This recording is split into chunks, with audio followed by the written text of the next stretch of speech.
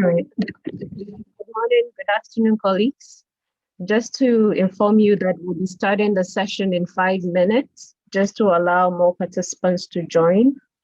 So please bear with us and give us about 5 minutes. We'll start at 10:35 my time. Thank you.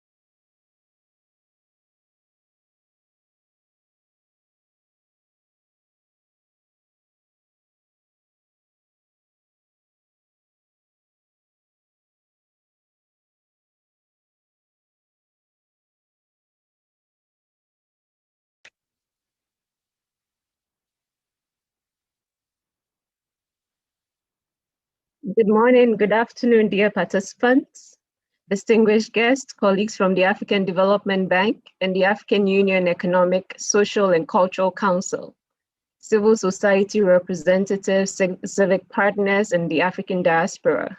Welcome, everybody. Welcome to this online webinar titled Engaging Civil Society Organizations in Building Climate Adaptation for Resilient Growth Amidst COVID-19 on the way to COP26. My name is Rita Efa.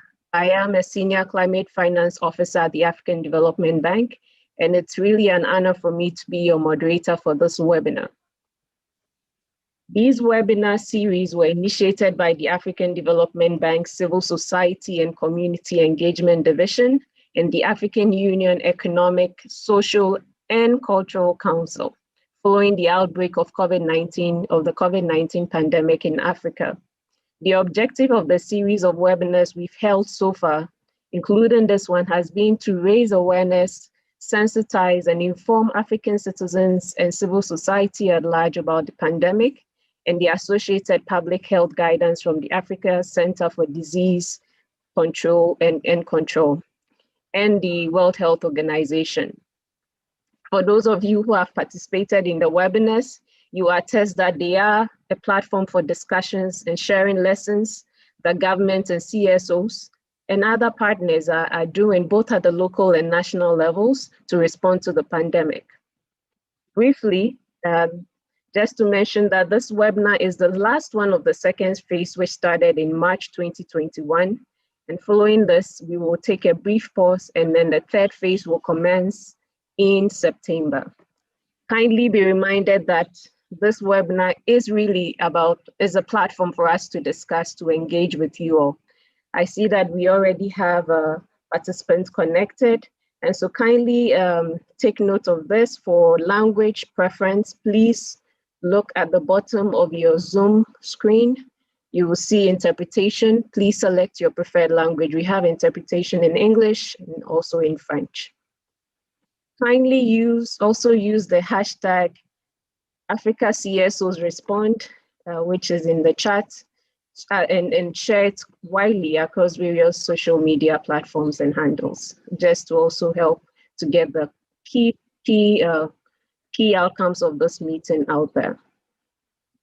Let us launch right into the session, and please do not hesitate to use our Q&A box to share your thoughts and your views as we continue to engage in this very interactive session.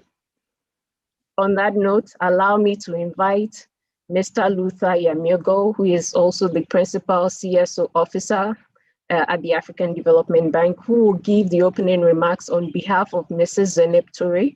Mrs. Zeynep is unable to be with us today. She is the manager of the Civil Society and Community Engagement Division of the African Development Bank. And over to you, Luther, to officially welcome us all to this important webinar.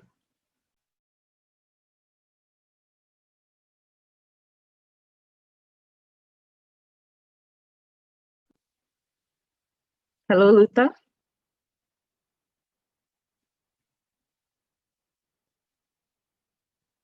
Hello, Luther.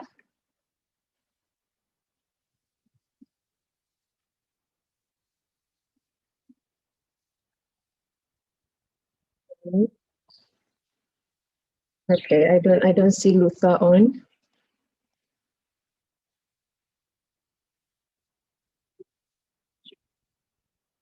All right. Okay, Luther is disconnected. So we will just go on to the brief video which we have, and then come back to Luther when he reconnects again. Tanya, can you help us to play the video, please? Faso, a man and his sons plant a tree. The man is Yakuba Sawadogo. The tree, just one in a 100-acre forest that he's built over 4 decades. It's a monument to his dedication to protect the area from the advancing tide of desertification. And it's part of the reason why he's known as the man who stopped the desert. This tree that I have planted will produce a lot of shade. It will also bear fruit, which will benefit people and animals. It's a really good tree. In the 1980s, people in the semi-rural city of Waiguya started feeling the effects of climate change. Sawadogo describes how the desert spread. Subsistence farmers in this arid part of the Sahel rely on the rain, but when it lessened and became more erratic, crops started to fail, animals and trees died. The forest you see here today, it was a real desert before. There was no umbrage or shadow from a single tree right here. Rather than flee, as others did, Sawadogo focused on improving the local Zai technique. Traditionally, farmers start cultivating in the wet season. Zai involves preparing the land well in advance. Sawadogo and his sons dig holes filled with compost to catch moisture before the rains, and they also build rock walls to direct water to the seeds. As he's constantly refined the technique, he's passed on what he learned. The United Nations Environment Programme says though Zai is labour-intensive, it's increased production for farmers in the area by 100 to 150%. Sowadogo also uses the technique to plant trees, which he says have been crucial to reducing the effects of climate change. His forest contains more than 60 species of bushes and trees, as well as medicinal herbs that he distributes to the local community.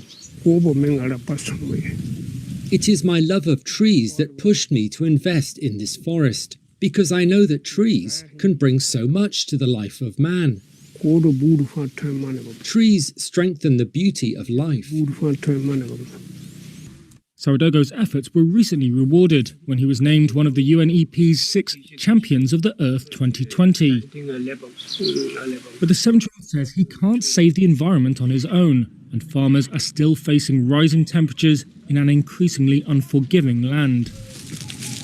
Nevertheless, he's an example of how the planet can be repaired through the planting of trees and allowing knowledge to take root.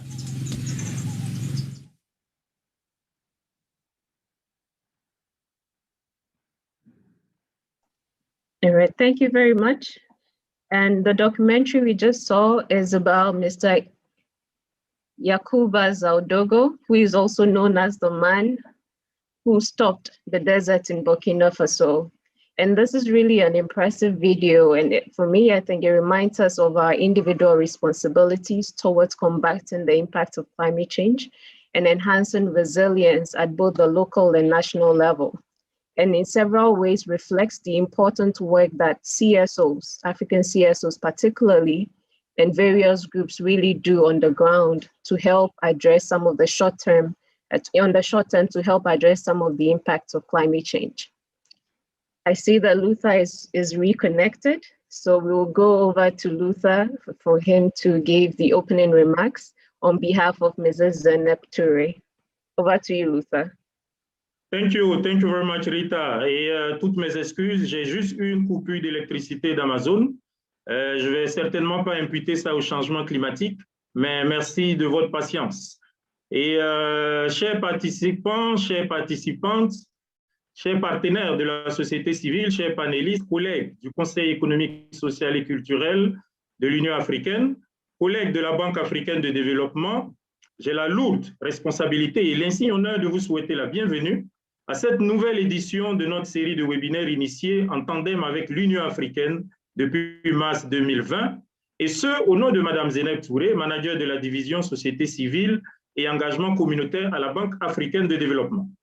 Depuis le 3e trimestre 2020, la situation de la pandémie de coronavirus en Afrique a malheureusement pris une nouvelle tournure avec de nouvelles vagues d'infection, l'émergence de nouvelles variantes et un taux de mortalité critique.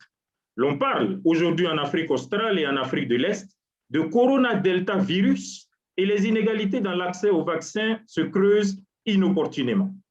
Dans ce contexte, les changements climatiques qui représentent l'un des plus grands défis auxquels l'humanité est confrontée depuis les 3 dernières décennies sont un facteur d'exacerbation de cette crise sanitaire, sociale et économique induite. La menace que fait peser le réchauffement global sur les sociétés humaines et les écosystèmes est croissante.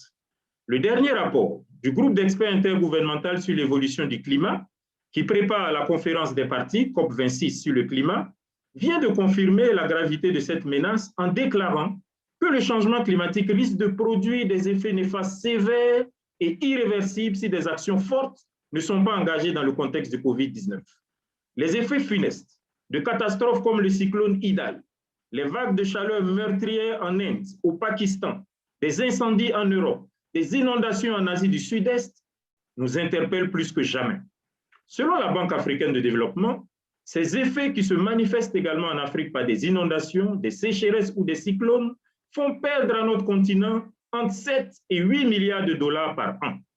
Et le président de la Banque africaine de développement a ainsi rappelé pendant les assemblées annuelles de la Banque, et je cite, « Le plus important pour l'Afrique, c'est l'adaptation. Ce n'est pas nous qui avons créé le problème, mais il faut quand même s'adapter aux problèmes essentiellement créés par les autres. » Fin de citation. Distinguished guests, dear colleagues and participants, this 4th webinar of 2021 will hence address the engagement of civil society organizations in building climate adaptation for resilient growth amid COVID-19. Together, CSOs, international financial organizations, and policymakers, we will critically examine with an amazing line of speakers the importance of climate adaptation for resilient growth in Africa. I'm truly delighted to acknowledge the presence of Director Dosuma as keynote speaker on this session, alongside civil society representatives and with your active participations, dear guests. I'm also more than happy to see on the agenda that we just showed, the video of the man who stopped the deserts. Yakuba Ouedraogo's life is showing that where there is a will, there is a way. Climate adaptation definitely comes with opportunities we shall work on, as stated in the video of Yakuba Sawadogo. Without further delay, I would like to wish all of us a fruitful dialogue ahead, which shall pave the way to CSO policy influence on the COP26 to come. Je vous remercie. Thank you very much, Rita. Thank you very much, Luther, and for your opening remarks. Indeed, we don't have to always see the dire end of climate change. We can look for the opportunities that exist in it, and for Africa to really build back from this post-COVID experience, really a strong post-COVID recovery, which also has emphasis on climate resilience. Thank you very much for that. We now have three eminent speakers representing the African Development Bank, the civil societies organizations, and youth organizations. And this spectrum really tells that the African Development Bank, or the AU, or many big institutions on the continent cannot do it on their own, and we need partners. So I hope that you are ready to listen to our eminent speakers, and they are really going to lead the way for the interactive session that we'll be having going forward. First of all, just to give you a brief of who our speakers are, we'll have a keynote address from Mr. Alhamdou Dosuma, who is the Acting Director of the Climate Change and Green Growth Department of the African Development Bank. We'll also follow his keynote address with a brief video highlighting, giving you key perspectives of the climate change and green growth knowledge event that was held 2 weeks ago during the African Development Bank's 2021 annual meeting. And then we will have Mrs. Amy Gilliam, who is the branch manager at Africa Climate Reality Project, and also a member of the African Development Bank Civil Society Committee, who will come in as a discussant to reflect on how concretely we can engage CSOs on climate action, and particularly on climate change adaptation. She will also share briefly the zero emissions or omissions campaign that CSOs Coalition is running at the moment. We also have Mr. Ude Giagozi, who is also a youth leader on Africa's clean energy sector, coordinator for Plants for the Planet, to shed more light on youth organizations' engagement in this global effort on the continent. Again, let me reiterate that we have language translation, so please look at the bottom of your screen and look at the globe. You can change it to your preferred language. We have translation in English or French, so please pick which language you're most comfortable with.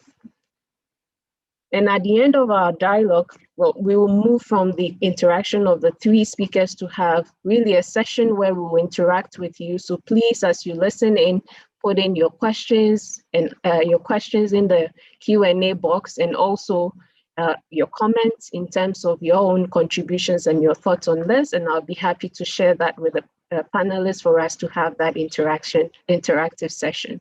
We'll finally wrap up our session with closing remarks from Mr. William Kariu, who is the head of the African Union ECOSOC Secretariat and also our partner in running these webinars, for his closing remarks. Without further ado, I warmly invite my director, Mr. Dosuma, to take the floor. And before Mr. Dosuma takes the floor, 2 weeks ago, the African Development Bank hosted a knowledge event during its 2021 annual meetings, which provided opportunities for African and global leaders to share their views on innovative ways to scale up climate actions and green investments in Africa. They discussed key challenges, options, and solutions to address climate change in Africa, and outline priorities for the upcoming COP26 in Glasgow later in November. Director Dosuma, in his keynote address, will share with us some of the key conclusions from this event, and we'll also take the opportunity to hear from him how CSOs, African youth, can engage with the African Development Bank and other partners on the continent to access adaptation finance at scale to support resilient growth across the continent. We'll follow this with a brief video from the 2021 annual meeting. Over to you, Dosuma. Thank you very much, Rita. And I would like to thank colleagues who have taken some time to join that webinar today. I'm really delighted to address those issues relating to the dialogue between policymakers, international institutions, and the civil society organizations on a very important topic, which is adaptation. As you mentioned, 2 weeks ago, we have organized our annual meetings, and one of the key events that we organized was on climate adaptation, actually. And this shows that adaptation has become a very important issue for the world, and in particular for Africa. And in that dialogue, all speakers have mentioned the importance of Africa to quickly adapt to the impacts of climate change because it is already affecting African economies. Today, I want to also mention that this dialogue is really timely as we prepare for COP26 in November in Glasgow, and also as we seek to rebuild from the coronavirus and its impacts on Africa's economies. And this shows the importance of adaptation. Before we move to the dialogue itself, I would like to set some context, emphasizing some of the points already raised by Lothar in his opening remarks. First, we know that climate change is a developmental issue for Africa. And as you may know, despite the high vulnerability of the continent, Africa receives only 3% of global climate finance. And in addition, we all know that the continent is the most vulnerable region in the world. As we speak, 7 out of the 10 most vulnerable countries in the world, according to the Global Climate Vulnerability Index 2019, are in Africa. And we all know that Africa's contribution to global warming is very negligible. Annually, Africa produces only 4% of global greenhouse gas emissions. And historically, Africa's contribution to global warming is just 3%. The complex, when it comes to the issue of finance, there are complex requirements from global funds that present a significant challenge for African countries to access climate finance.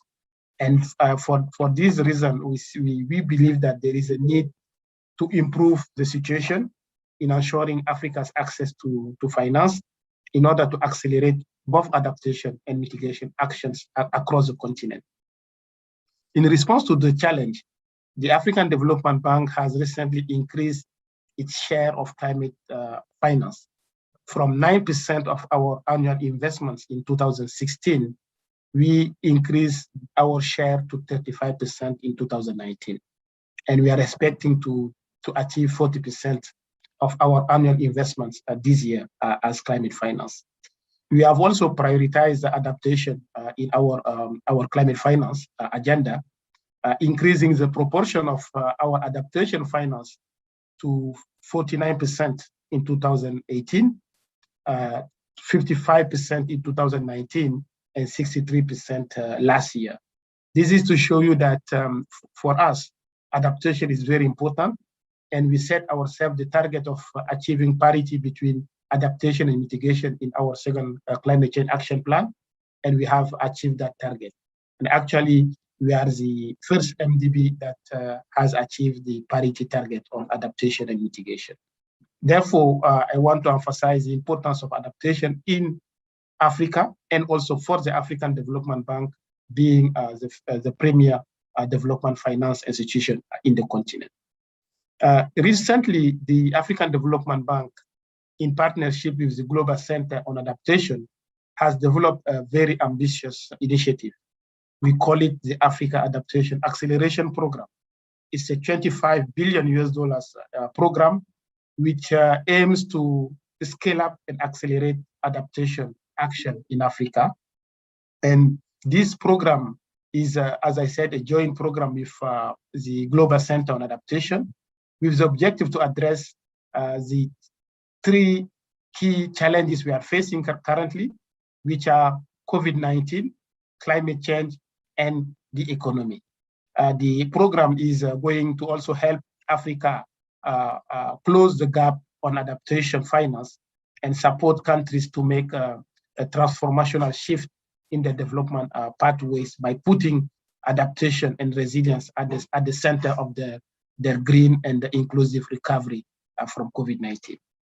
In addition, we at the African Development Bank have been working through an important initiative we call the Africa Ndc Hub to engage with our partners and also with our regional member countries to help them update their nationally determined contributions under the Paris Agreement in order for them to give more emphasis to climate actions and especially focusing on adaptation. We are also working with our partners through an initiative we call the African Financial Alliance on Climate Change, which is for us a very important platform to galvanize the financial institutions in Africa and also the private sector entities in the continent to shift their investments towards green investments, green finance, and also climate-related activities.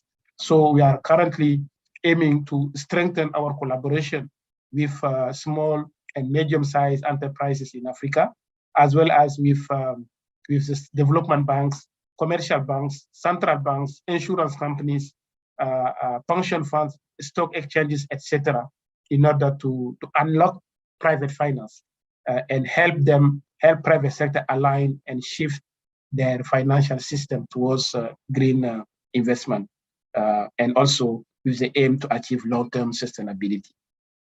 Now, let me specifically address the issue of dialogue between policymakers, international finance institutions, and the civil society organizations on this important issue of adaptation finance.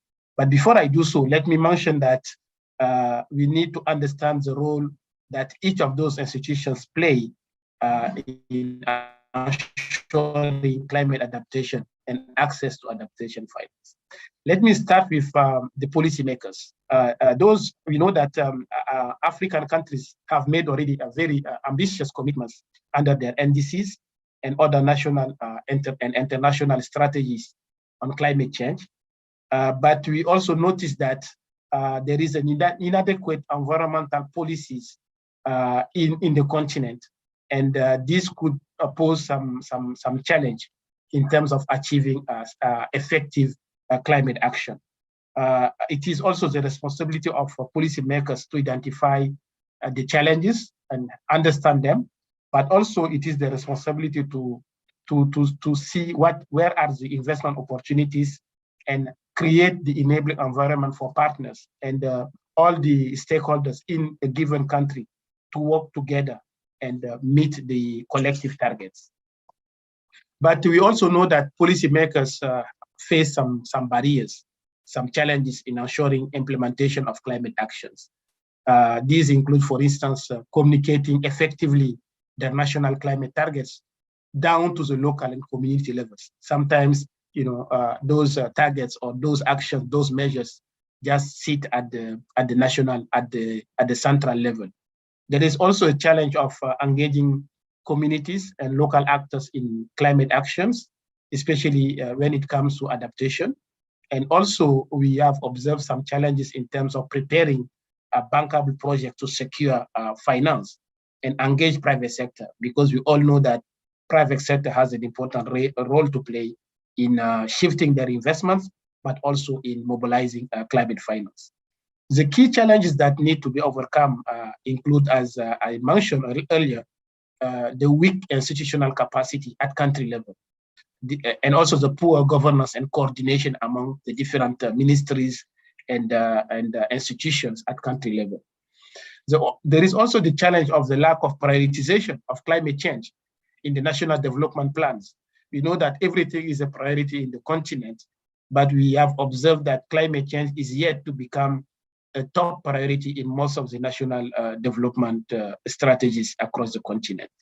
There are several other challenges, but I wanted just to highlight those. To promote investment and innovation, I believe that policymakers need to focus not just on core climate policies, but also on broader investment conditions and wide-ranging policies, from investment and competition to trade and financial markets. So this is particularly important in the current context where countries have to devise their new policies to address climate change. Concerning international institutions like African Development Bank, we know that the Paris Agreement in its Article 2 has called for scaling up finance. And this is where international institutions have an important role to play to channel their finance towards climate resilient development. And financial institutions have to do that, and they need to step up their actions against climate change by mobilizing more resources. AFDB, for instance, has committed to mobilize $25 billion by 2025 as climate finance. But we cannot do that alone. This is nothing as compared to the needs. Private financial institutions and investors have to come in and also play their role, because private capital is essential to scale up climate finance, given the restricted and the limited scope of public finance. Now, regarding civil society organizations, it is important to note that there is a need to adjust systems in order to facilitate adaptation in the continent. And this is where we need civil society organizations to play an important role. One important factor that in ensuring adaptation is access to climate information. Because without information, we are not able to properly plan your development, and you are not able to provide early warning system to your population. So with regards to climate information, we need a strong involvement of private sector of civil society organizations, to create a bridge between research institutions, decision makers, and partners, as well as the local communities, in order to encourage a more direct dialogue between those stakeholders and own the actions at the local level. So access to climate information, especially weather and climate services, is very important at local level. Without that, countries and especially local communities are not able to take climate action. Civil society is also important in order to help prioritize the strengthening of decentralized institutions at local levels. As I mentioned, they are working at that level, and their role is very critical. Finally, I think that CSOs can also play a role in giving voice to the most vulnerable groups. They are very powerful in speaking on behalf of the most vulnerable, and we acknowledge that important role in order to promote accountability by showing by example, and also ensure quality and transparency for stakeholder participation. So in conclusion, I would like to mention that all stakeholders have an important role to play. The civil society, of course, to create that inter-institutional coordination among local, national, subnational, regional, and international levels. In conclusion, as I said, the pandemic, the COVID-19 pandemic has given us a great opportunity really to relook at our global development pathway. We must rebuild on a solid green foundation, and the measures for building back better and greener must not reinvent the high carbon, vulnerable, and unequal economies of today. But this must accelerate the transition to more inclusive, greener, low carbon, and climate resilient economies in alignment with the Paris Agreement.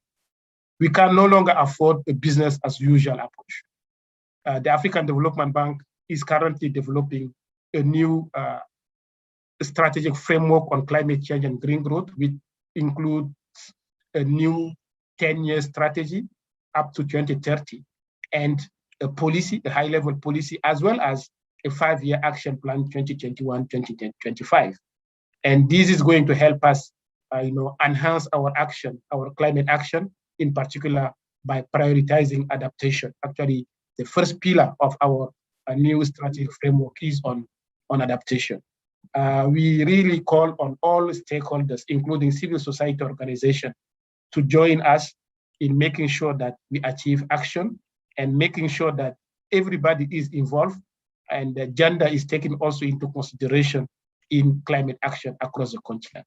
Lastly, we know that COP26 is coming soon in November, as I mentioned, and this is going to provide us with a unique opportunity to work together to mobilize and bridge the financing gap for adaptation and build resilience in the continent. Let me finish by mentioning that climate action agenda should be based on shared priorities. It should also bring together all stakeholders, governments, banks, institutions, institutional investors, civil society, and others. And I hope that this dialogue is going to help us, have that clear understanding of the role of the key stakeholders. Let us work together, civil society, financial institutions, policymakers, to deliver on our promise. I thank you very much. Back to you, Rita. Thank you very much, Director Dosuma, for these very poignant words. I take note of the emphasis for the African Development Bank on adaptation and ensuring parity between adaptation and mitigation finance for a continent that we know is quite vulnerable. Yet the AFDB over the years has really championed this and taken the lead in ensuring parity between adaptation and mitigation finance. So thanks for reiterating those points.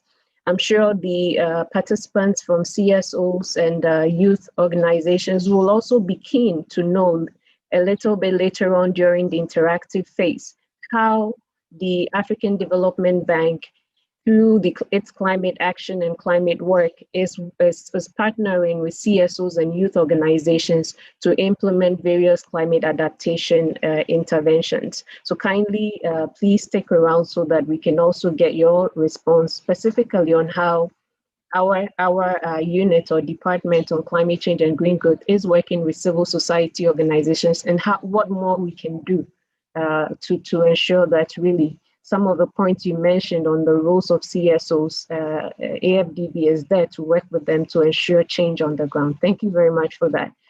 We will now watch a brief video on the key highlights of the Climate Change and Green Growth Knowledge event, which was held 2 weeks ago during the AFDB's 2021 annual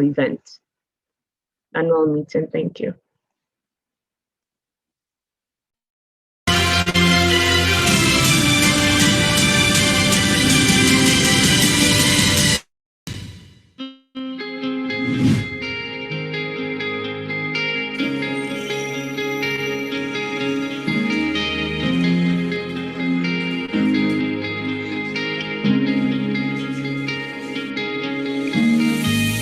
Africa, which contributes less than 4% of global greenhouse gas emissions, is facing the worst effects of climate change. So let's turn promises into actions. Africa must not be shortchanged by global climate finance. Thank you very much.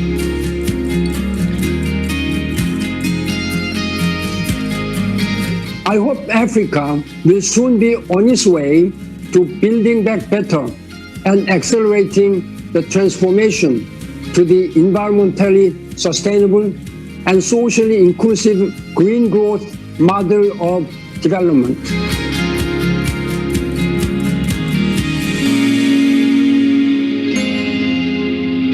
African countries can leverage the recovery to invest in climate-resilient infrastructure and cities, in nature-based solutions, in land restoration, and in sustainable agriculture. Key thing moving forward here is to ensure the ownership by the affected countries to make the interventions sustainable, align behind their climate finance national plans.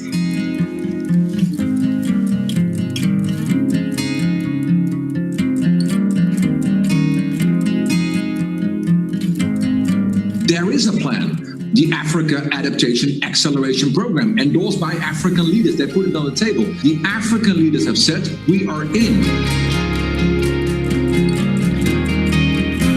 The bottom line is, if we don't mitigate, then the African continent is doomed to disaster over the next 30, 40, 50 years. That Africa is still at ground zero when it comes to climate. Adaptation is Africa's major challenge. Just devoting 10% of that to climate adaptation in Africa will make a big difference.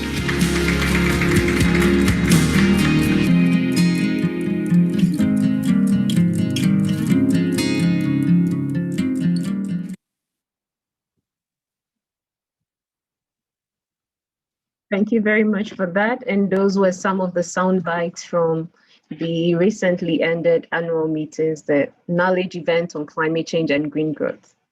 Let us now, from listening to Director Dosuma from the finance angle, let us now proceed to Mrs. Amy Gilliam, who is working with CSOs and also engaged CSOs engagement in climate action and adaptation, specifically on climate adaptation. Amy is connected to this session from South Africa. Amy, please, let's also take this opportunity as you share your insights on what CSOs are doing in this space. Also take an opportunity to also share with us what CSOs are already discussing in terms of a common position ahead of COP26, and what are some of the key highlights that are coming out of it. I know you'll also be presenting on this initiative that you're also spearheading. So over to you, and please take the floor. Good day to you all, Rita. Thank you so much for the introduction. I'm very happy to be here today and participating in this panel discussion. So as mentioned already, my name is Amy Gilliam. I'm the branch manager for the African Climate Reality Project, or ACRP for short. And ACRP is the Africa branch of the Climate Reality Project, which was founded by former US Vice President Al Gore in 2006. So I guess in looking at ways to engage CSOs on climate action, we've seen over the last year how climate change and the devastation left after extreme weather events has not stopped during the pandemic, but rather continued unabated. And we've also seen how COVID-19 and the climate crisis are interconnected, with both affecting health, well-being, and the livelihoods of people globally, particularly the most vulnerable. And though some governments and financial institutions are certainly addressing both by incorporating climate action into green recovery plans, most often leave out resilience. And yet a climate resilience recovery, particularly in the African context, is absolutely essential and equally important. And by developing our resilience, we will strengthen the ability of communities and ecosystems to respond, withstand, and adapt to climate impacts that are already taking place. So based on our experiences, banks, financial institutions, and African leaders can engage with CSOs in three key areas that they really are working on already to enhance climate action and build resilience. So the first area is around improving access to climate information and NDC targets. So I think this is a really important point and has already been mentioned in the keynote address. So timely access to information around climate risks, extreme weather events, or NDC commitments is essential for strengthening climate resilience, particularly among vulnerable communities at the local level. And CSOs really do play an instrumental role in bridging the gap in this information sharing between different partners within society, and especially in improving local communities' access to climate information, as well as ensuring that information is easily understood and accessible for diverse groups of people.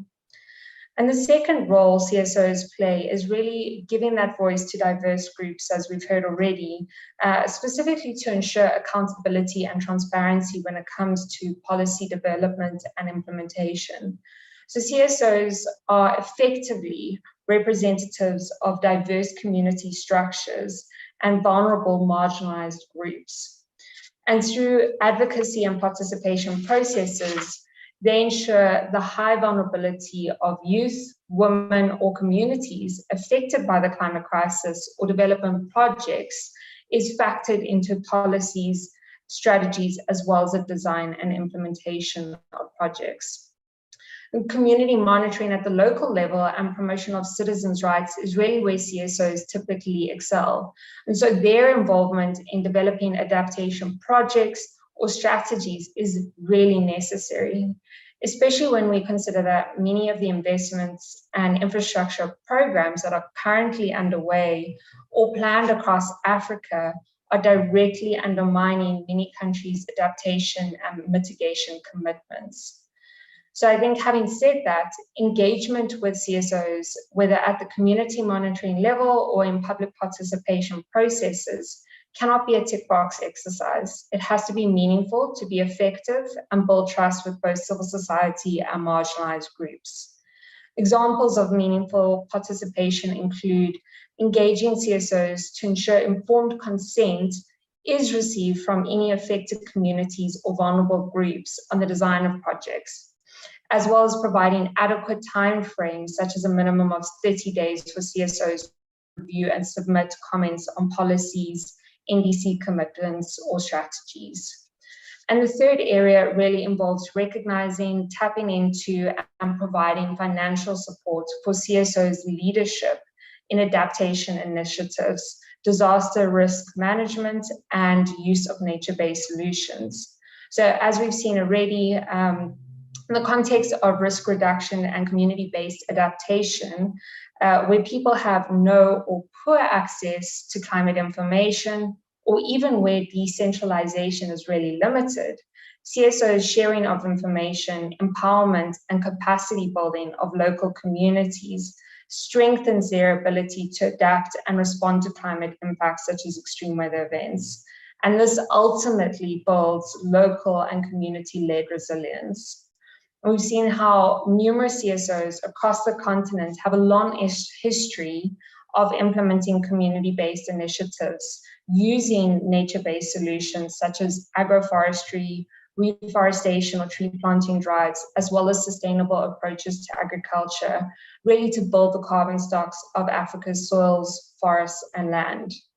So I think to highlight here is that providing financing then for CSOs to expand adaptation and risk reduction projects as part of a COVID-19 recovery, and really also leading up to COP26, incorporating that into our commitments, is ultimately going to strengthen the continent's environmental and social resilience while providing much needed jobs for people. And public finance institutions, as we've heard, like the AFDB, have a really critical role to play here in financing this transition toward a low carbon, sustainable and just society, and helping CSOs develop the financial processes to actually access and receive this funding. So this brings me to my final remarks around ACRP's coalition campaign, Zero Emissions Omissions, which we launched in November 2018, really with the primary objective of engaging with the African Development Bank to publish and implement a fossil fuel finance exclusion policy and to align with a 1.5-degree development pathway. So key to this campaign has been engagement with the bank, public mobilization, and media interventions. And with the support of our coalition and partners at 350 Africa, we have accumulated over 13,000 signatures on 2 petitions to date, attracted over 150 organizations to sign on to our open letter to the bank and written several op-eds to gain public support. And although the bank has not yet produced a fossil fuel finance exclusion policy, we do recognize some key milestones and successes since 2018. So for instance, this includes the president of the bank's announcement at the 2019 UN Climate Action Summit that the bank would be getting out of coal. And the fact that this decision to cease investment in coal has now been included in the bank's draft climate change and green growth strategic framework, which we provided comments on. And through our engagement with the bank over the years, we were then invited in 2020 to sit on the bank's civil society committee as a representative for the climate change and energy portfolio. And we have found that being part of the committee has allowed us, and by extension our networks, to engage in civil society participation processes that we were not aware of previously. So I guess in summary, to wrap up my thoughts here, I view my role in the AFDB Civil Society Committee really as an opportunity to share information between diverse groups of people and our networks, as well as to amplify the stories, voices, and vulnerability of youth, women, and marginalized communities across Africa, especially those most affected by the climate crisis or fossil fuel projects. And I hope that sharing our campaign work, as well as areas to engage with CSOs, inspires many of you to find meaningful ways to work together in policy and project development. Thank you so much, and I look forward to further dialogue.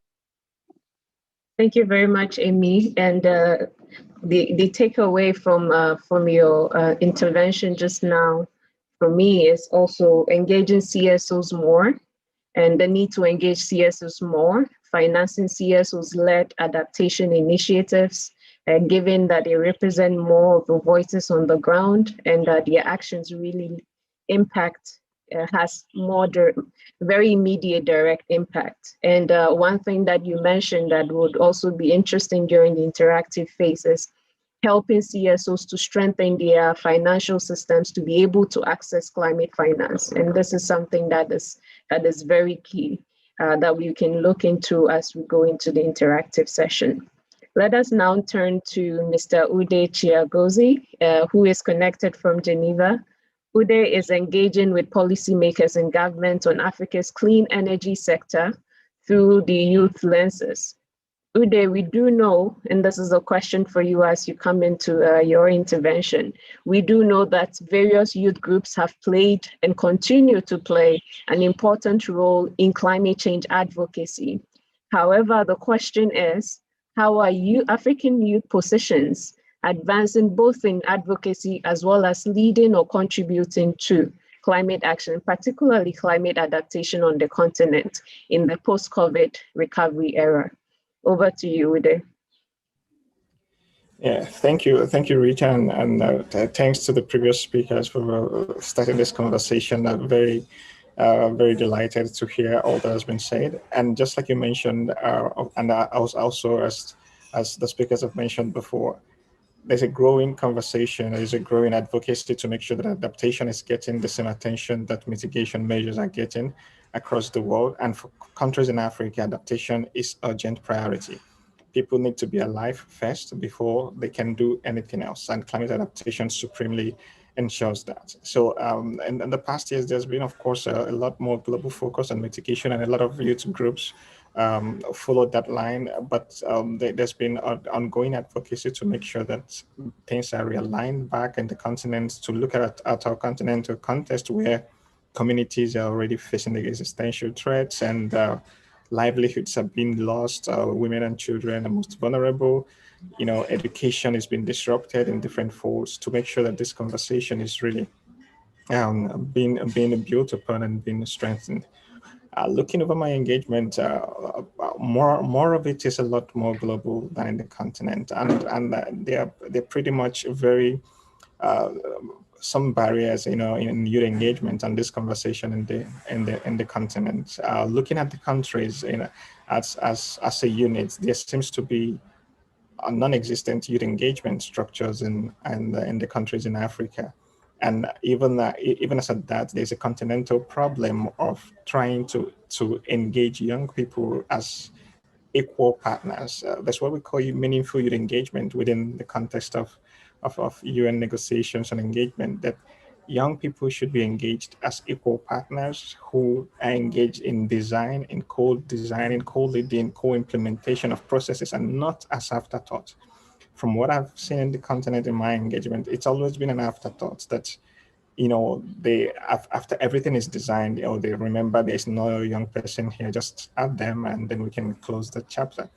It's not been organic in a way that we see probably in probably Europe or within the UN spaces, that there's an institutional way or mechanism of engaging young people as equal partners who are innovators, who are providing solutions, who have very informed perspectives to provide on a lot of decisions, and who are also affected and impacted mostly in different ways. For example, I'll just cite a bit of an example. When you find situations where you have persistent droughts in many communities in Africa, in these places, it apparently, of course, affects women and children more, because of adult men are able to migrate more easily than the others. And what happens here? It leads to increase in violence, whether sexual, domestic violence in different folds. It would eventually lead to teenage pregnancies, to child marriage, and this is creating a poverty trap. That when you have a lot of child marriage in your region, owing to climate disasters, creating humanitarian situations where people are trapped and helpless and have to be vulnerable to this kind of threats, you're creating an incredible poverty trap. And what it means that the future of these people and this country as a whole is threatened, and things will get a lot slower.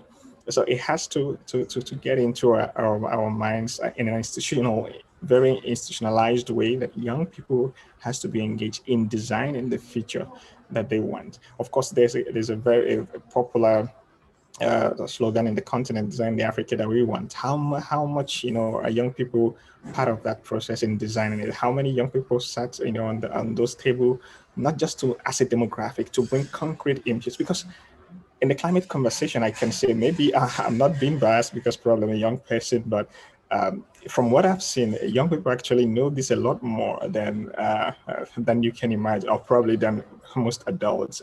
They are very engaged in the conversation. They know what is happening. They know what the negotiations are. Of course, there's also needs for capacity building, because I also engage a lot with fellow young people, and I see that there's a gap in terms of what they advocate and what is the reality. Especially where I find the gap, especially, is in not building things around your national context. So you see a lot of protests happening, mirroring things that are happening in Europe, and doing those in Africa without considering the national context of what is existing at the national level. We know that African countries, many of them they are built on their budgets are majorly funded by fossil fuel resources. They cannot transit, of course, tomorrow or the next day. There needs to be a guided pathway, a timeline for transition, going gradually from year 1, year 2, year 3 downwards. And then you may find some young people who come into this area and do some advocacy to say, oh, you have to shut down the next day, you have to shut down in 1 year, which is not reflective of the national context. Of course, we understand that distance exists, and in those areas you need to build capacity to understand that how policy making works and how realistic targets can be set. But that engagement needs to happen at a national level. I'll give some personal examples, because I had been the global focal point for the youth constituency to the UN Framework Convention on Climate Change in 2019, and in that position, I had to facilitate meaningful youth engagement globally in the climate negotiations, especially at COP25 and also at the Secretary General's Climate Action Summit that happened in the same year. There were a lot of youth engagement that we managed to do. But when we came to engage African countries, for example, we had a program that is called the Global South Scholarships that we instituted to bring young people from Global South to the COP to train them on negotiations, to have experiences on how this happened. In other regions, we're able to get the government to give badges to your young people and bring them to COP, while we got some funding to take care of the logistics of bringing them there. But we came to some African countries and we reached out to the ministries to give a party badge or a party overflow badge to their young people, to be part of their delegation, to support their negotiations, especially in agenda items where they don't have enough personnel or expertise to cover, in the government ministries. And we found a challenge that some countries refused outrightly. And why are they refusing? They're not paying the cost for bringing this young person to COP. They are taking absolutely no care of anything in terms of resources, just to give the badge, and you control the negotiation as well. Of course, they will not negotiate against the country interests. It's just to bring the perspective in there. So, but you see, some resistance. Why is there this resistance? I cannot understand it. So our countries at the national level in Africa needs to embrace youth engagement. This continent is the youngest continent in the world and will be for some time. So the young people here must be able to be engaged in building their own future. Their future cannot be planned, behind them. They have to be active citizens who are engaged in building their future. A lot more disasters are coming through if urgent measures are not taken to address climate change, and we need to incorporate youth perspectives in addressing those challenges. We need to have national youth engagement mechanisms. They are not existing. Governments need to have youth negotiators who can be mentored by already, the adult negotiators, so that there can be a transition going forward that we can sustain have a sustainable path in their negotiation. I think I'll stop here and then maybe revert with some more questions. Thank you very much, Uday. One thing I take away from your intervention is that the youth should be engaged in designing the solutions. We should stop making them an afterthought. And this is a very important point, particularly in climate change dialogue, which, certain decisions that are taken will also have very long-term impact on the continent that has a large youth population. So they have to be at the table and they should be engaged early. We'll come back to you with some questions from the floor. Before I open the floor for the interactive session quickly, I would like to also share with participants, because this is also timely for us. In my role at the African Development Bank, I also coordinate a fund called the Africa Climate Change Fund. It's a multi-donor trust fund which provides small grants to supporting small-scale climate change adaptation initiatives. We recently launched a new call for proposal. I'm going to leave the link in the chat, and participants who are interested to access the funds, I will encourage you to go there. The deadline for submitting your concept note in the online system is 23rd July. So please check that link, and then for more information, you'll be able to find it there. Now, quickly, let us go to some of the questions that we have received during the various interventions we've had. Let me start with some questions that we have for Director Dosuma. Dosuma, kindly please take note of these questions and help us to address them. Now, the first question is, what has worked well so far and what needs further improvement in Africa's climate change and green growth initiatives? That is the first question. What has worked so well so far and what needs further improvement in Africa's climate change and green growth initiatives? And then the second question is, how the bank plans to design specific and fit for purpose financing for CSOs? And will the bank support CSOs' participation at the upcoming COP26? I think this is also a question that maybe Luther may also come in on. So repeating that, how the bank plans to design specific and fit for purpose financing for CSOs, and will the bank support CSOs' participation at the upcoming COP26? The third question is, how is the bank's plan to restore climate justice through adapted new financing mechanisms? How does the bank plan to restore climate justice through adapted new financing mechanisms? Will COVID-19 accelerate or reduce the funding? or the finance? So those questions are for you, Director Dosuma. And let me just add on quickly for Amy so that we can take those interventions and then come back to some more questions. For Amy, African CSOs planning to have a joint harmonized policy influence strategy at COP26. How do you join this initiative? This is a question from the chat box.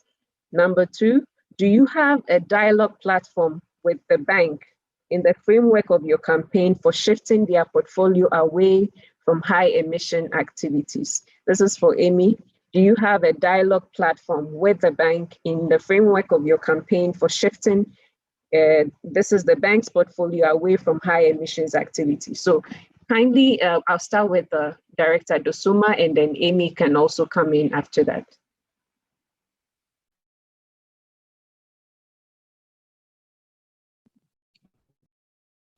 Thank you very much, Rita, for those repeating the questions for me.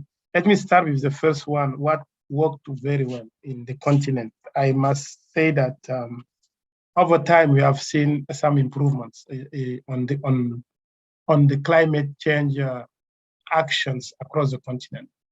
Let me maybe give a couple of examples. I observed that there is more awareness on those issues in the continent now as compared to 10 to 15 years ago. In the past, when you mention climate change, people look like it's something very strange. Now everybody understands what is climate change, what are the impacts, and why we should address the impacts. It's no longer a sort of futuristic view from climate experts. In the past, when we speak about climate change, people don't believe it. Now it happens, they see it. So awareness has improved. Director Dosuma, sorry to cut you. Just a few housekeeping rules. Kindly keep your interventions to 5 minutes because we're really running out of time, but if you can even make it shorter, that would be good, but really help us to provide as meaningful response as you can within the allotted time. Sorry about that. And kindly, can we also, as we going into the interactive session, can we ask participants who can, please put on your video so that we can have that interactive session. Thank you very much. Over to you, Director Dosuma. Thank you. My second and last example on that question is the fact that many countries have now established institutional platforms at national level to coordinate their actions. So this is something which is very welcome, because without having a good coordination platform at national level, it will be difficult to effectively implement actions on the ground. Now, what are the areas of improvement? One area is coordination, of course. Coordination across different entities working on climate issues. As you know, climate change is cross-cutting. It's not a sector issue. You find it in energy, water, agriculture, transport, etc.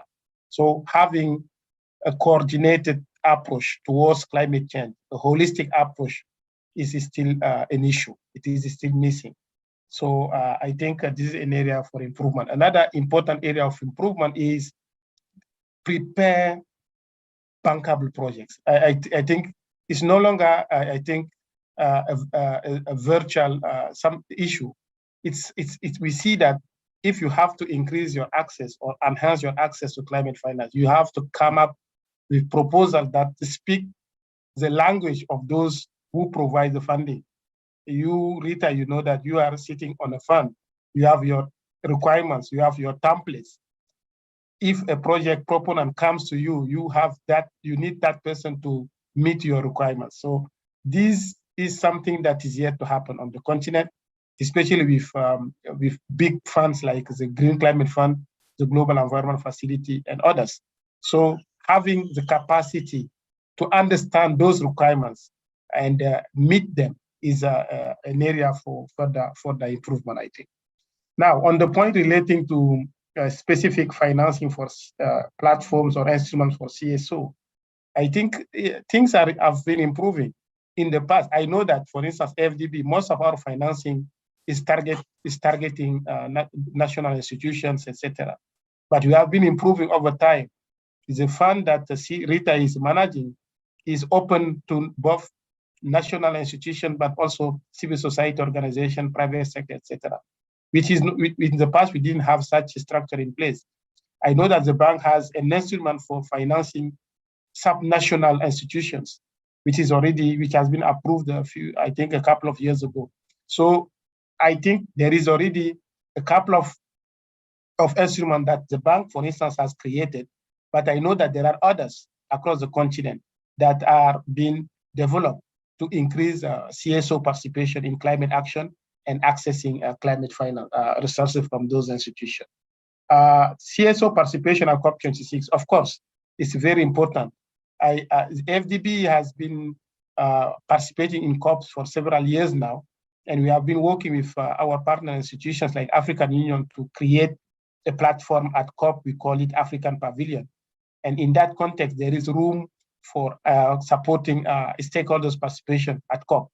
But beyond that, IFDB has a civil society platform. I'm sure Luther might explain better that having that platform of engagement with civil society at the bank is already an important entry point for us to support private sector, civil society participation at COP. And it's still work in progress because we are still devising our program for COP26.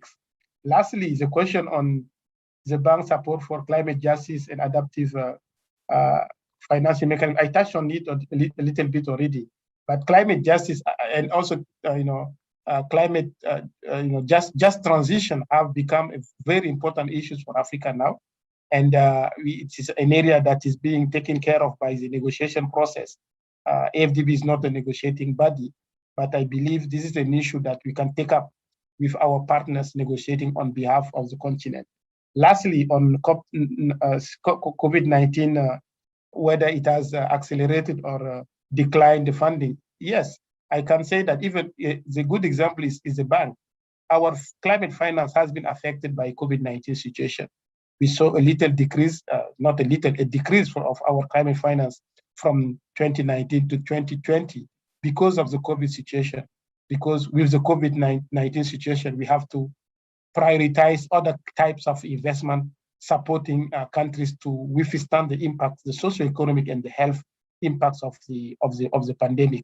So it has affected negatively climate finance. But we believe that now that we are recovering a little bit from the pandemic, we'll be able to increase climate finance from now and beyond. Thank you. Thank you very much, Alhamdu. Amy, can you please respond to the questions from the floor? Thank you. Sure, thanks, Rita. So in terms of the first question, to the best of my knowledge, I don't know of a specific joint strategy across African civil society organizations across the continent ahead of COP26. I think the important thing to highlight also is that there's a diverse array of civil society organizations that are working on climate-related issues across the continent and more generally. And on top of that, you know, that our countries tend to vary also in terms of what their commitments are as part of the Paris Agreement. For instance, South Africa, we're really advocating for both an increase in our mitigation and adaptation commitments, whereas this might really differ to other African countries.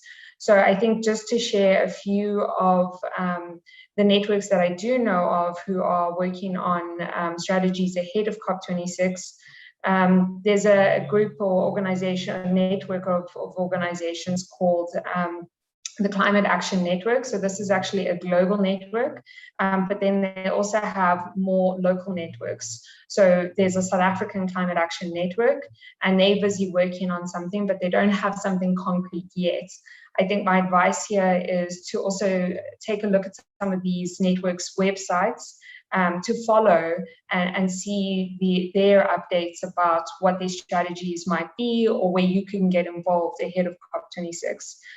One thing I can mention is that under the Climate Action Network, and as part of South Africa's Climate Action Network, ACRP is using one of our feature films as part of a docu-series that we produced that has COP26 messaging. So that will really be used to drive home that messaging about the world that we want before COP26. And then the other network to mention is Resilient 40. So it's a youth network of individuals under 40 across Africa who are working on climate adaptation and mitigation areas of work. And they're putting together random and communications campaign ahead of COP26. But again, these haven't been finalized yet, so there's really not much I can share with you right now.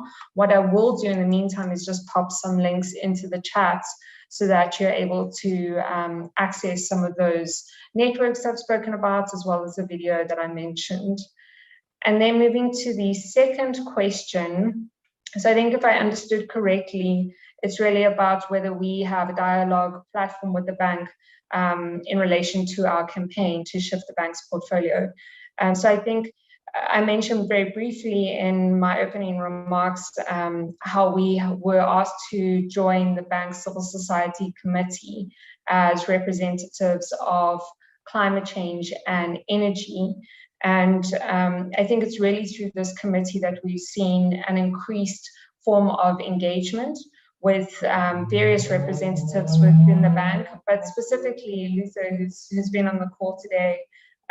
We shared our open letter with him and with Zeneb, and received feedback on the open letter and a commitment to come back to us about our open letter to shift the financing portfolios there.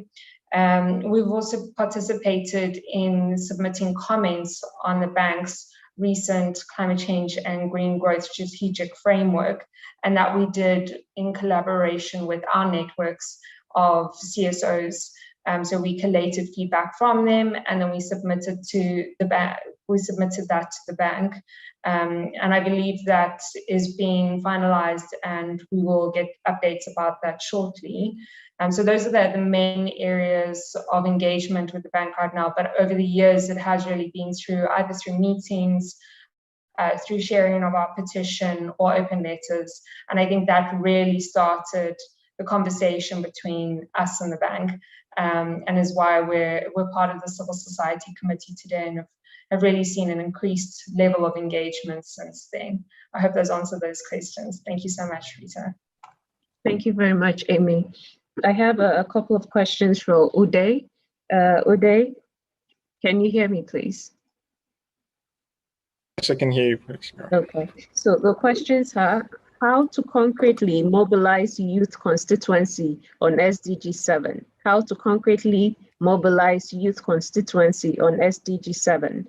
And the second one is, do you think mainstreaming youth perspective in climate action is effective in institutions such as the African Development Bank and the African Union? Yeah, thank you. I'll start with the first one. For the SDG Youth 7 Youth Constituency, SDG 7 Youth Constituency, we have a Sustainable Energy Development Hub, and it's engaged in the intergovernmental processes of sustainable energy at the global level. And there's quite a lot of African projects that are youth-led from Africa that is in this Sustainable Energy Hub. We have over 200 projects that are there. And they're quite amazing, innovative projects on sustainable energy that require scaling. And of course, there's a lot of difficulties and bureaucracy for youth startups and in such areas to access financing and to be able to support their growth. So that could be an area of intervention that really young people will be very happy to engage. And this hub has energy that are able to reach to rural communities. Of course, we know we have 600 million people without electricity in this continent, and we really need to reach out to them. And off-grid is a very good way to go in and get into them, and young people are developing a lot of solutions in this area. And in terms of the COVID pandemic, how it affected a lot of the startup is that some of these businesses at the onset of the lockdown were not considered as essential businesses, and they lost, they could not keep up with their staff and all of this, and they had to lose some of their staff. They scaled down in their business and with their customer outreach. It took a lot of advocacy and intervention efforts to get the governments to realize that, this is actually killing businesses, and give them some status to be able to provide electricity to their customers, especially in the rural areas. So supporting this kind of youth enterprises who are creating solutions for sustainable energy solutions for electricity in Africa will be really crucial in terms of probably adapting the requirements for funding to be able to support some of these organizations that may not have existed for so many years, but they have really concrete ideas that could provide meaningful solution.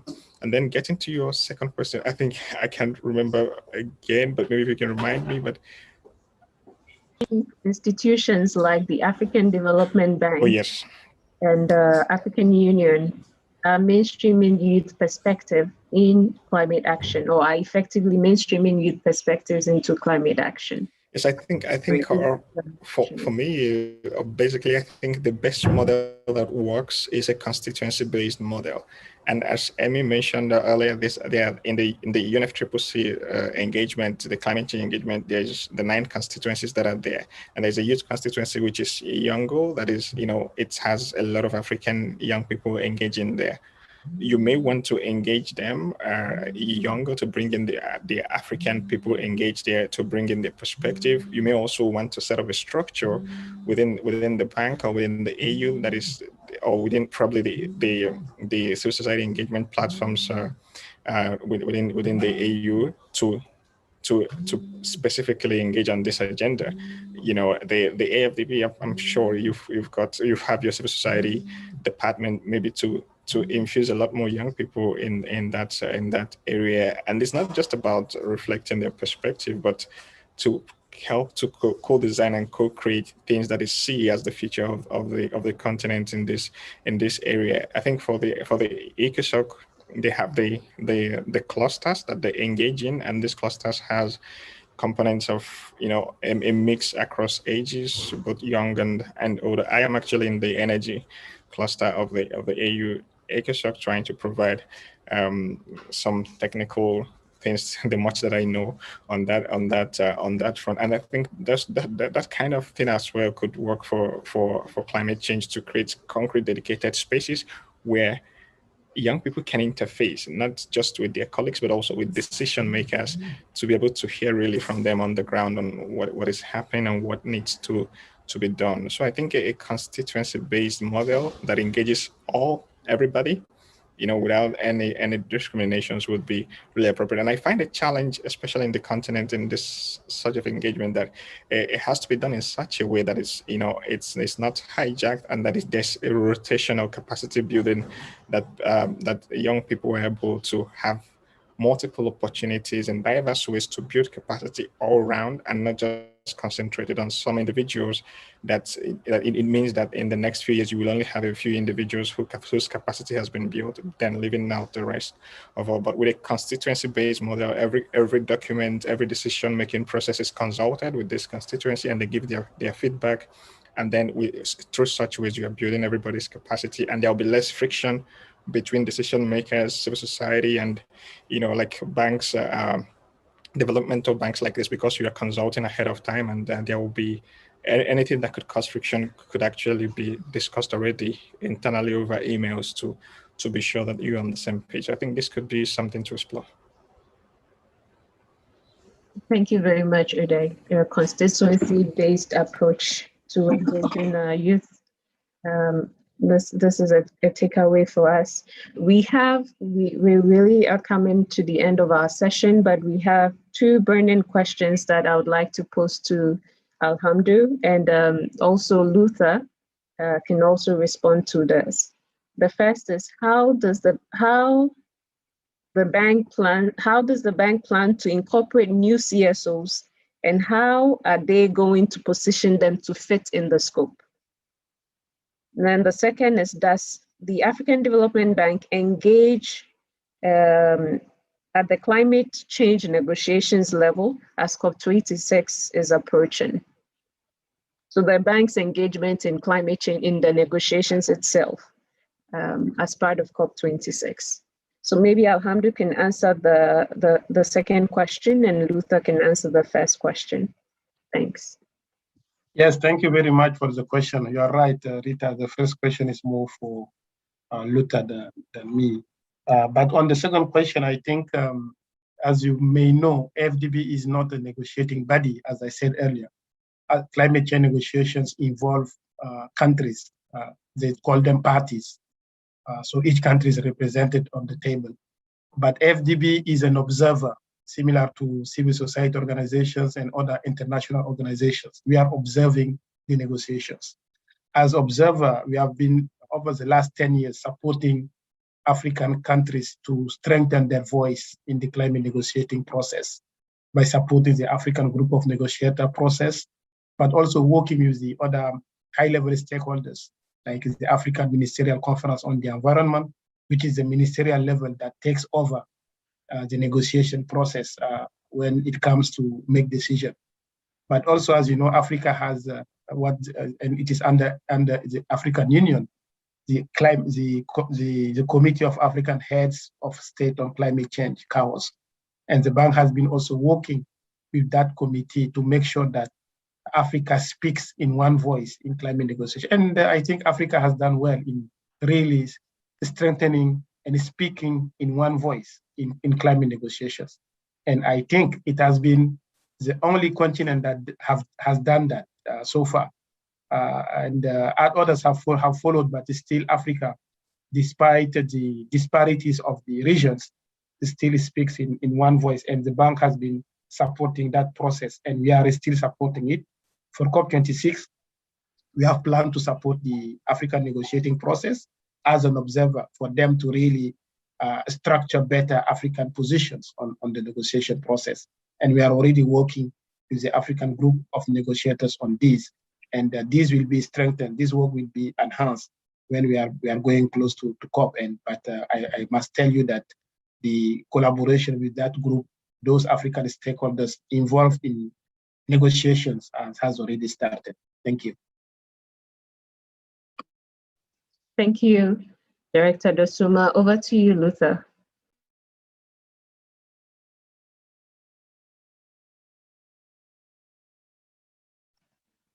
Hello, Luther.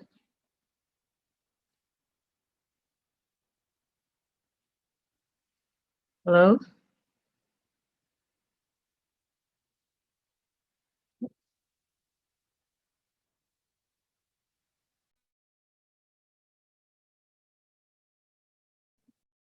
It seems we lost Luther.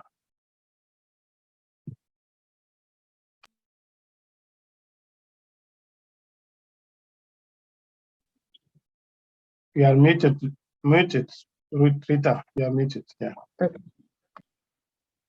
All right, sorry about that. There was a question about whether the bank will support CSOs to attend the COP. Alhamdu, do you want to answer that? I know we provide support to African Group of Negotiators, but I maybe if you want to reflect on that briefly. Which one? The first question? The question about whether the bank will provide support to CSOs to attend the COP. I thought I responded to that question earlier. The bank, we are going to work together with our civil society division to make sure that we maximize CSO participation at COP. And as you know, Luther I don't know whether he has connection, but may elaborate on that. There is a platform within the bank that that division coordinates on civil society engagement. I know they have a civil society forum they use to coordinate civil society engagement in various issues. And we are going to work with them really to make sure that civil society is also present at COP. Thank you. All right, thank you very much, Dosuma. And just quickly, as we wrap up, 1 minute each for each of our panelists to share their thoughts from their perspective. So Alhamdu, from the bank's perspective, as we go to COP26, what are some of the expectations or the positioning of the bank towards COP26? For Amy, ahead of COP26, CSOs, what we expect for the constituency you represent, and then for UDAY, also ahead of COP26, the youth perspective, or even comment on what you're expecting for COP26. Thank you very much. 1 minute each, please. Thanks. Thank you. Thank you, Rita. Maybe 30 seconds. Main priorities for us at COP is, first is adaptation. This is, as you know, this is Africa's priority, and this is also AFDB's priority on climate change. Second is climate finance. We have been already doing that. We know that developed countries have to keep their promise of providing 100 billion per year as climate finance by 2020. We are already in 2021, and this promise has not been kept. And I'm sure the issue will come up at COP26. And I think one important area is nature. Nature has become an important issue in the COP negotiation. In the past, nature has been just the issue of the Biodiversity Convention. We see that all the advocacy we have done over the past years on the synergies between biodiversity and climate change is now taking shape. And I'm glad that nature is now being also discussed. Finally, we need to look beyond COP26. As you know, COP27 is going to take place in Africa, and we need to get prepared for that. I call on all of us to really work together to make sure that the Africa COP that will take place next year is a success, similar to COP22 that we organized in Marrakesh in 2016, and COP17 that we organized successfully in Durban in South Africa in 2011. Thank you. Amy, you have the floor. Thank you, Rita. It's pretty hard to go right after that. Hamidou really covered so many of the points I wanted to raise.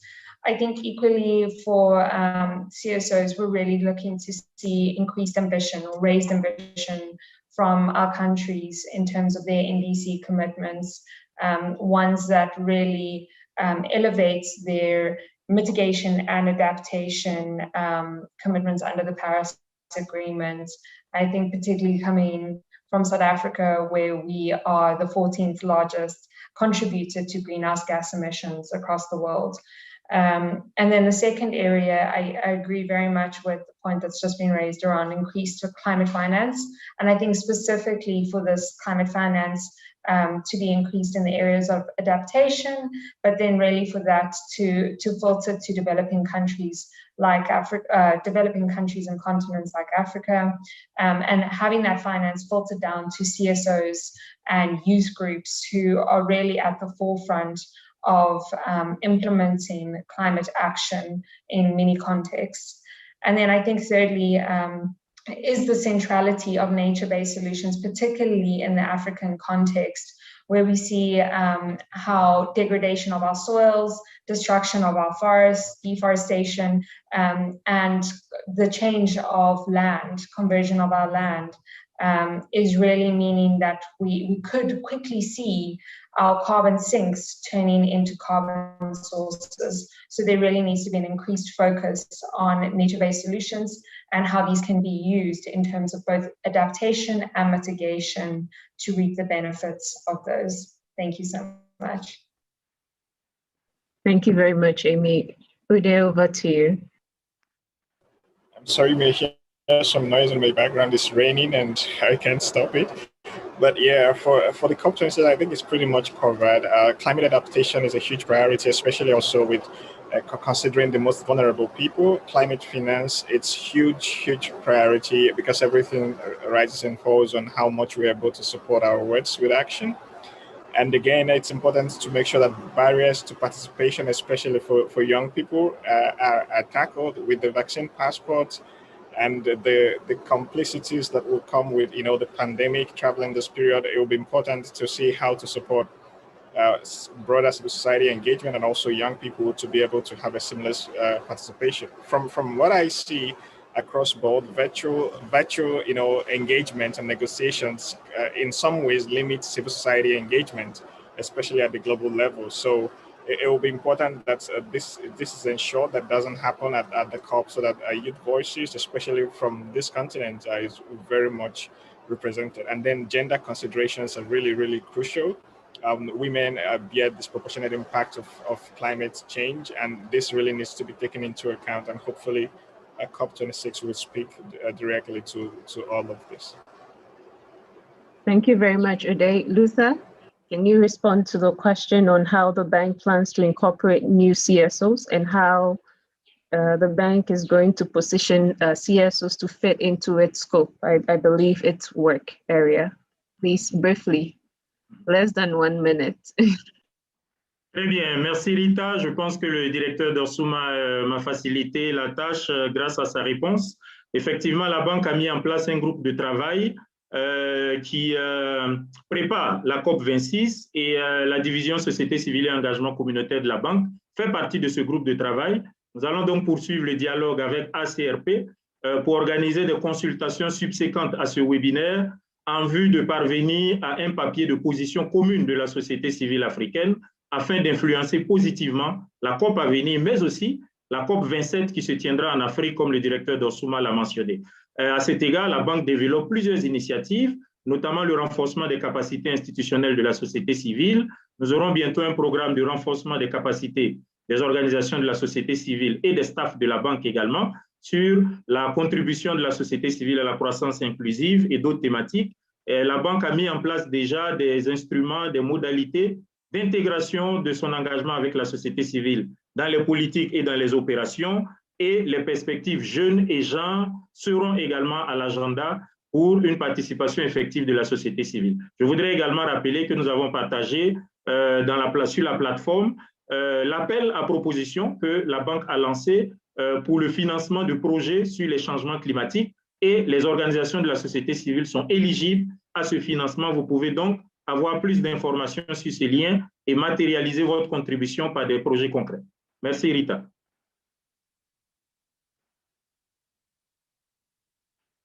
Over to you, Rita. Thank you very much, Luther. And now, thank you all very much for your active participation, your questions, and you put in the chat. I hope we've addressed most of them. I will now hand over the floor to William Carew from the African Union, ECOSOC, to give us the closing, some of the key highlights from the session, and to give us his closing remarks. Over to you, William. And thank you very much, Rita. Colleagues from the civil society family, ladies and gentlemen, our distinguished panelists, esteemed guests, I thank you all for being here with us today. I want to thank the ECOSOC and AFDB team as usual for facilitating today's webinar, and a special word of thanks to all our panelists for their brilliant and wonderful presentation. We have had presentations on why it is critical to build our climate adaptation to ensure continuous growth following the pandemic. It is high time we had more conversations about our environment and what we are doing to protect Mother Nature. Since the outbreak, we have been made aware of the health and economic impact of COVID-19, both to developing and developed countries. However, we have failed to look at the impact on our environment. It is no secret that during lockdown, pollution in general decreased significantly in most parts, with an article from Sincere Daily stating that lockdown reduced concentration of harmful particles from a 10% reduction in Mumbai to a 54% reduction in Delhi. This reduction in PM 2.5 were found to be comparable to reduction in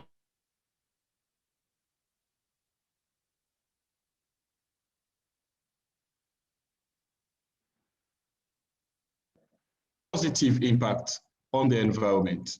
However, how many countries in Africa followed strict lockdown measures?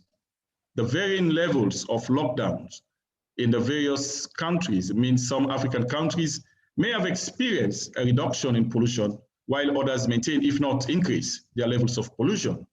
Alongside the pollution, the world has also seen unprecedented changes to its weather patterns. Colleagues, ladies and gentlemen, According to reports published by NATO Climate Change, most cities that have avoided natural disasters so far will experience one within the next 12 and 18 months. That is alarming as we all bouncing back from other effects of the pandemic. Our brothers and sisters in Mozambique are still feeling the effects of the flooding earlier this year, all while dealing with the coronavirus impact.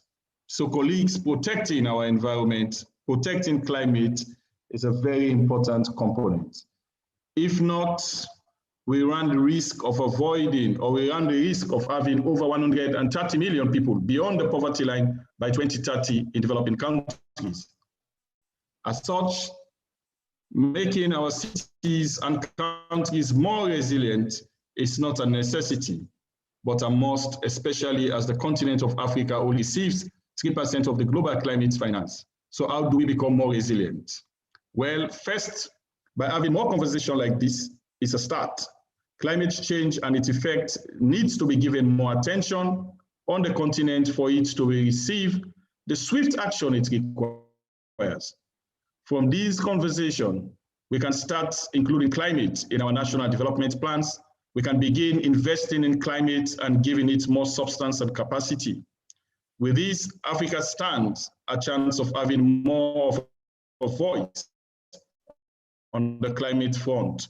Furthermore, today's webinar shows some insight into how the continent will make decisions before attending the COP26 summit, the UN Climate Change Summit in November.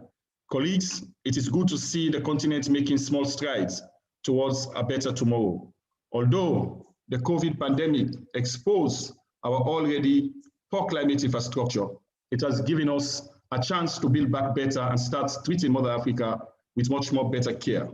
Let me conclude by thanking you all for your continued participation in our webinar series. As we draw the curtains to a close on this series, be rest assured that the African Development Bank and the African Union ECOSOC will be back in September with the next series so that we can continue to engage with you all in contributing to the policy formation at the level which we interface.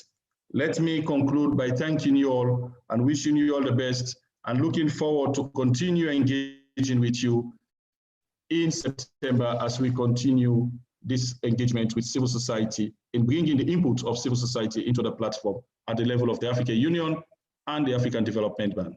Thank you very much, colleagues, and have a good day.